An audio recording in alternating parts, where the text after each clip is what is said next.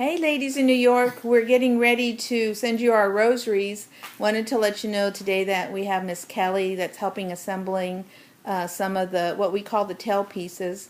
Kelly, show her one of the tail pieces, and this is the piece that holds the crucifix and the centerpiece, and we're assembling it. And we also have Miss Ophelia, our illustrious director. She's helping with the tail pieces right now. We have an assembly line, thank you.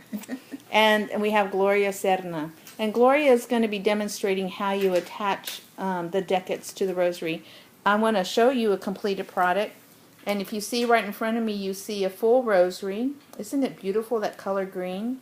And then we're assembling the tails, and what Gloria is stretching out right now is the wire that's going to hold the decades for us. What you will do when you finish it is you'll add all of the 5 decades, and we'll explain each piece. And at the end, you're going to add a piece of tape. Yes. And when we get there, we'll crimp those to the centerpiece. Or if you have somebody that knows how to crimp, we're sending you some crimps. But we wanted to point out one thing. If you notice, at this side, we have the wire that's sticking out a bit.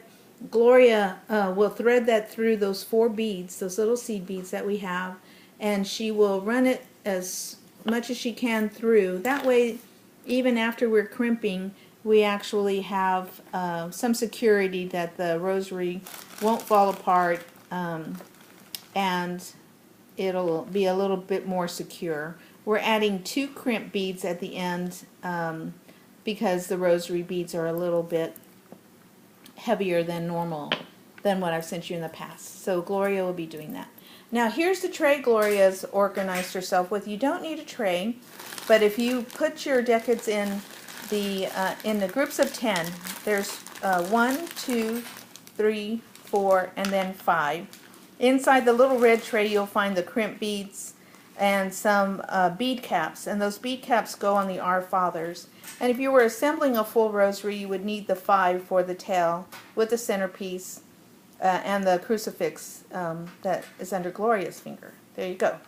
Okay, and the little white beads that you see here in this big tray, these are what we call seed beads. And Gloria's going to start this off by putting 4 seed beads to the end that will be closest to the centerpiece. And then she's going to start stringing the Hail Marys. And she'll put a green bead, and then she's going to put 2 seed beads, and that pattern will continue for the 10 Hail Marys. A green bead, 2 seed beads, all the way down till she gets to the 10th piece, the 10th Hail Mary piece. And then in order to kind of separate the Hail Marys from the Our Fathers, she's going to put 4 of those little seed beads and a bead cap and a green bead and a bead cap, and then 4 more seed beads to separate it from the second decade. She's about ready, and she's already strung 4. See how fast she is?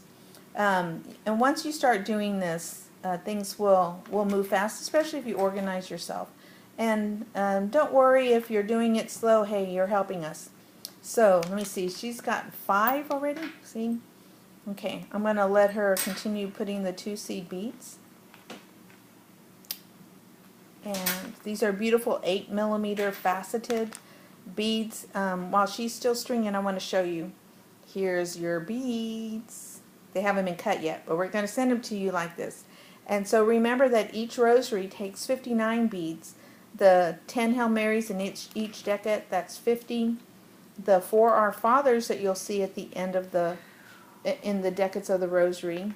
And then the 5th Our Father and the 7th Our Father, the 6th Our Father.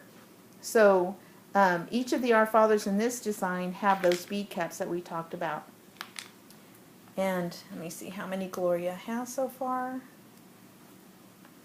Where are you at? See, she's almost finished. Don't get it. Oh, she's on her last bead. Okay, now see, this is the 10th Hail Mary. She is going to add, well, she's going to take care of that wire.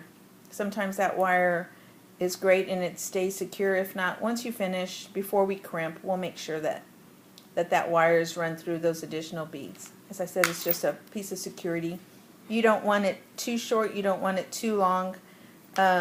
Typically 2 or 3 Hail Mary beads is what I like to keep wire for. We cut the wire, I believe, 24 inches for these beads because they're bigger beads than I normally work with. I typically work with 6mm beads. Here comes the bead cap. So Gloria's taken the one bead cap and she's put it backwards, and then she's taken her Our Father, and then she's going to take another bead cap to top the, and she runs it through on the other side. Good.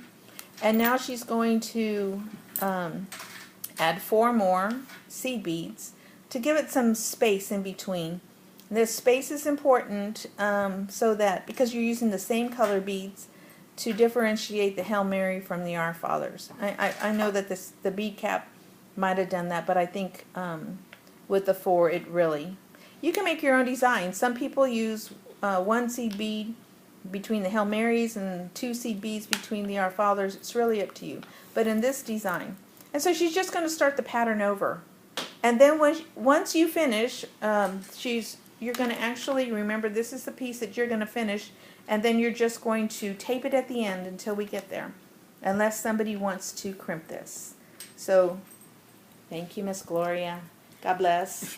All right, Miss Ophelia. We'll see you. Say goodbye, Miss Kelly. Bye. Talk to you later, ladies. Love you.